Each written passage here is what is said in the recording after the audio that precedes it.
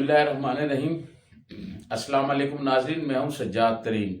नाज़रीन, मैं कुछ दिन आपके सामने हाज़िर नहीं हो सका, कुछ ज़ाती मसरूफियात थी जिसकी वजह से आपके सामने अपने तबसरे तज्ज़िये पेश नहीं कर सका।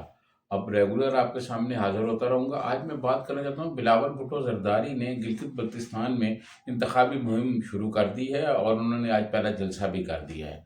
पहले जलसे में उन्होंने बहुत तवील खिताब किया और बहुत सारी बातें की। एक तरफ उन्होंने कहा जी फॉर्म 47 और 45 की हिफाजत आप करें और 47 की मैं करूंगा। लेकिन ये जो बातें कर रहे थे, ये इल्जामात तो बिलावल भुट्टो जरदारी पर इस तरफ भी हैं। हमारे इस सिंध में जो सीटें जीती गई हैं या पंजाब में जो सीटें जीती गई हैं, उन पर उनके मुखालिफिन यही इल्जामात लगा रहे हैं कि ये सारे फॉर्म 47 वाले हैं। तो बिलावल भुट्टो जरदारी ने अपनी जो इंतखाबी मुहिम का आगाज है, कुछ ऐसा मंशूर नहीं किया, कोई ऐसी नई बात नहीं की, कोई मंशूर नहीं दिया। बस वो रोटी कपड़ा मकान जुल्फ़िकार अली भुट्टो की बातें और बीबी की बातें की हैं। उन्होंने खुद कोई मंशूर नहीं दिया, अपनी कोई परफॉर्मेंस नहीं बताई कि वो सिंध में क्या कर रहे हैं। और जी हम मुफ्त इलाज करते हैं सिंध में, हम जी फलां चीज़ें करते हैं। उनकी जितनी तकरीर थी, वो एक कुत्ते की वैक्सीन ना मिलने की जब खबर आती है या ये हो जाता है कि जी एक आदमी को दवाई नहीं मिली और अस्पताल के बाहर वो फौत हो गया, या इस किस्म की वो सारी सूरत हाल जो है, मैं समझता हूँ उस पर पानी फिर जाता है। पीपल्स पार्टी के चेयरमैन ने आज जिस किस्म की गुफ्तगू की, उसमें सिवाय एक बात के जी उन्होंने ज्यादातर जो मतलब अल्फाज का गोरख धंधा जो उन्होंने किया है, वो उन्होंने किया है कि 28वीं तरमीम जो आ रही है कि वो ना लाया जाए। उन्होंने खुल के तो नहीं कहा, लेकिन उन्होंने ये कहा है कि जनाब यहाँ गिलगित के फैसले यही होने चाहिए और यहाँ के फैसले यही हों और बाहर के फैसले मुसल्लत ना किए जाएं, और वफाक ये करे, वफाक फंड ये करे, और Benazir Bhutto income support programme जो है उसकी उन्होंने बड़ी तारीफें की। और दर हकीकत वो कहना ये चाहते थे कि पीपल्स पार्टी 28वीं तरमीम को हमायत नहीं करेगी, लेकिन उन्होंने खुल के ये बात नहीं की। उनके जो मतलब नाकद हैं वो यही कह रहे हैं कि बिलावल भुट्टो कहना तो चाहते थे मगर कह नहीं सके। बिलावल भुट्टो की इंतखाबी मुहिम शुरू होने से एक रोज कब पीपल्स पार्टी के चंद अहम रहनुमा जो हैं वो बैठे हुए थे मेरे पास, तो मैंने उनसे बात की गिलगित बल्तिस्तान के इलेक्शन के हवाले से।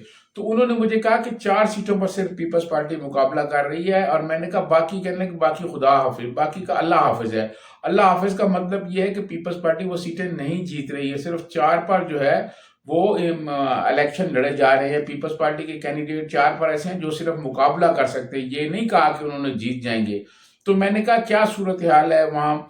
तो उन्होंने मतलब ये तो पहली दफा ऐसा हुआ है कि इमरान खान के जो मुखालफीन हैं उन्होंने भी इस बात का एतराफ़ किया है कि अगर गिलगित बल्तिस्तान में शफाफ इलेक्शन हुए तो पीटीआई को जीतने से कोई नहीं रोक सकता। मतलब पीपल्स पार्टी के 4 ऐसे टॉप अहम लोगों ने बेयक जुम्बश कलम ये बात कही। उन्होंने कहा जी बेयक जबान होकर कि जनाब पीपल्स पार्टी जो है वहाँ 4 सीटों पर मुकाबला कर रही है, और अगर शफाफ इलेक्शन हुए पीटीआई वालों को ना रोका गया तो पीटीआई वहाँ से भारी अक्सरियत से जीत जाएगी। इमरान खान के मुखालफिन भी अब इमरान खान की मकबूलियत का एतराफ़ कर रहे हैं। अगर वो लोग ये कहेंगे कि हमने नहीं कहा, तो मैं अगले वीलाग में उनका नाम भी बता दूंगा कि किस जगह हम बैठे हुए थे और वो क्या बातें कर रहे थे। इसके अलावा और उन्होंने जो बातें की वो मैं समझता हूँ वो भी मैं फिर बता दूंगा कि उन्होंने वो क्या क्या बातें की। एक तरफ तो ये कहा जा रहा था कि जी सदर पाकिस्तान आसफ अली जरदारी ने मोरों में जो तकरीर की, और मोरों में तकरीर करके उन्होंने कहा है कि जी हम स्टैब्लिशमेंट के हम हाथ मजबूत करेंगे।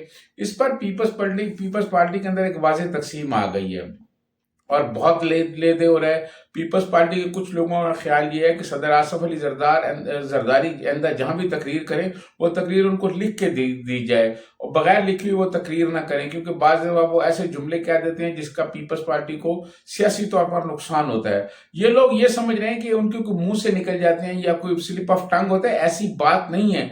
आसफ अली जरदारी एक बहुत जीरक आदमी है, बहुत समझदार आदमी है। उनको ये पता है कि कौन सी बात कहाँ कहनी है और कब कहनी है। तो उन्होंने एक मैसेज दिया है, और कुछ पीपल्स पार्टी के लोग ये कह रहे हैं कि वो स्टैब्लिशमेंट के साथ इसलिए खड़े हो गए हैं और इसलिए हाथ मजबूत कर रहे हैं क्योंकि आसफ अली जरदारी साहब की ये ख्वाहिश है कि वो बिलावल भुट्टो को किसी तरह वजीर आजम बनाएं। अब मैं ये समझता हूँ कि आसफ अली जरदारी की ख्वाहिश हो सकती है कि अपने बेटे को वजीर आजम बनाए, लेकिन ख्वाहिशों पे जो है वो काम नहीं चलता। पीपल्स पार्टी जब तक अवाम में नहीं जाएगी और अवाम से जाके राब्ता नहीं करेगी اور پیپلز پارٹی کو عوام کی حمایت حاصل نہیں ہوگی، اسٹیبلشمنٹ بھی بلاول بھٹو زرداری کو وزیر اعظم نہیں بنائیں گے۔ عوام کی حمایت حاصل کرنے کے لیے پنجاب میں پیپلز پارٹی کچھ نہیں کر رہی۔ بلاول بھٹو زرداری جو ہے وہ پنجاب میں جا ہی نہیں رہے۔ ایسے لگ رہا ہے جیسے بلاول بھٹو زرداری نے مسلم لیگ نون سے کوئی سمجھوتا کر لیا ہے کہ مسلم لیگ نون جو ہے وہ سندھ کی طرف نہیں آئے گی اور پیپلز پارٹی جو ہے وہ پنجاب کی طرف نہیں آئے گی۔ لیکن انتخابی میدان تو پنجاب ہے، تینوں صوبوں سے آپ سیٹیں جیت لیں، لیکن اگر آپ پنجاب سے نہ جیت سکیں تو آپ حکومت نہیں بنا سکتے۔ آپ تینوں صوبوں میں ہار جائیں لیکن پنجاب آپ سارا جیتیں تو آپ حکومت بنا سکتے ہیں۔ تو یہ بلاول بھٹو کی جس طرح کی انہوں نے گفتگو کی اور جس انداز میں وہ تقریریں کر رہے ہیں، آج انہوں نے پہلی اپنی تقریر شروع کی اور 5 تاریخ تک وہ جلسے کریں گے۔ میں ڈے بائی ڈے ان کی جو تقریریں ہیں وہ آپ کے سامنے پیش کروں گا، ان پہ تجزیہ بھی اپنا کرتا رہوں گا۔ تو بلاول بھٹو زرداری کو خود یہ پتا ہے کہ آپ گلگت بلتستان میں پیپلز پارٹی کی کوئی کامیابی نہیں ملے گی۔ انہوں نے یہ ذکر کر دیا جی 9 سیٹیں ہم سے پہلے بھی چھینی گئی تھی۔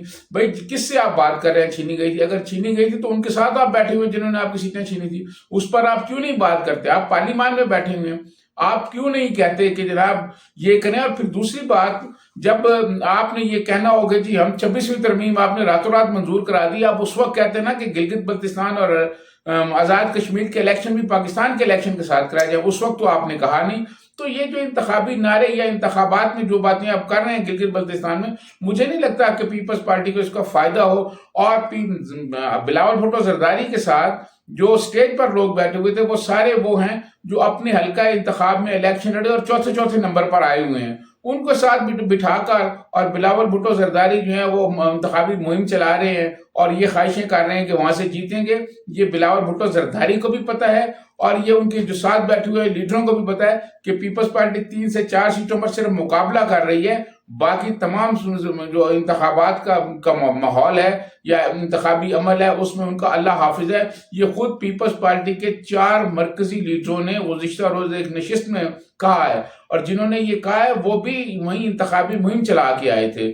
تو میں نہیں سمجھتا کہ بلاول بھٹو زرداری کے جانے سے گلگت بلتستان کی انتخابی مہم میں کوئی اثر پڑے گا۔ اسی کے ساتھ سجاد کو اجازت دیجیے، اللہ حافظ۔